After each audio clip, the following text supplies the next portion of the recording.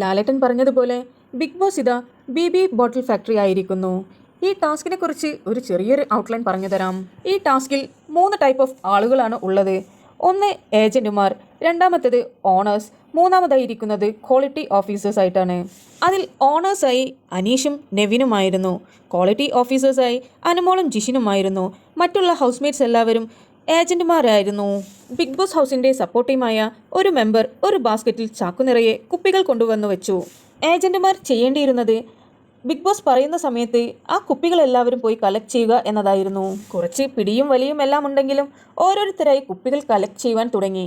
ചില ആളുകൾക്ക് 2ഉം 3ഉം 5ഉം 7ഉം എല്ലാം കിട്ടിയവരുമുണ്ട്. പിന്നീട് അവർ ചെയ്യേണ്ടിയിരുന്നത് ബാത്റൂം ഏരിയയിൽ പോയി വെള്ളമെല്ലാം എടുത്തുകൊണ്ട് ആ കുപ്പികൾ വാഷ് ചെയ്ത് ഉണക്കിയെടുക്കുക എന്നതായിരുന്നു. ഇതിനായി ബിഗ് ബോസ് നൽകിയ വാഷിംഗ് ലിക്വിഡും ബ്രഷും എല്ലാം ഉപയോഗിച്ച് ഓരോരുത്തർ അവർക്ക് കിട്ടിയ കുപ്പികൾ വൃത്തിയാക്കുവാൻ തുടങ്ങി. പിന്നീട് ആ കുപ്പികൾ ഉണക്കിയ ശേഷം ഓണേഴ്സായ അനീഷിനും നെവിനും അത് കൊണ്ടുപോയി വിൽക്കുക എന്നതായിരുന്നു അവർക്കുണ്ടായിരുന്ന ടാസ്ക്. നെവിനും അനീഷും കുപ്പിയുടെ ക്വാളിറ്റിയും മണവും വൃത്തിയുമെല്ലാം നോക്കിക്കൊണ്ട് വേണം അത് സെലക്ട് ചെയ്യുവാൻ വേണ്ടി.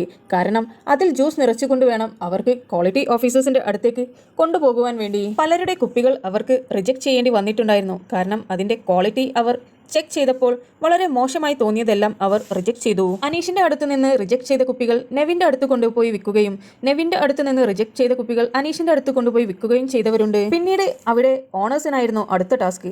അവർ നൽകിയിരിക്കുന്ന ഐറ്റംസ് വെച്ച് ഒരാൾ ലെമൺ ജ്യൂസും ഒരാൾ ഓറഞ്ച് ജ്യൂസും ഉണ്ടാക്കുക എന്നതായിരുന്നു. അനീഷ് ആയിരുന്നു ലെമൺ ജ്യൂസിന്റെ ഓണർ, നെവിൻ ആണെങ്കിൽ ഓറഞ്ച് ജ്യൂസിന്റെ ഓണറുമായിരുന്നു. പിന്നീട് ഓണേഴ്സ് ചെയ്യേണ്ടിയിരുന്നത് അവർക്ക് ലഭിച്ച കുപ്പികളിലെല്ലാം അവരുടെ ജ്യൂസുകൾ നിറച്ചുകൊണ്ട് ക്വാളിറ്റി ഓഫീസേഴ്സിന്റെ അടുത്ത് കൊണ്ടുപോവുക എന്നതായിരുന്നു.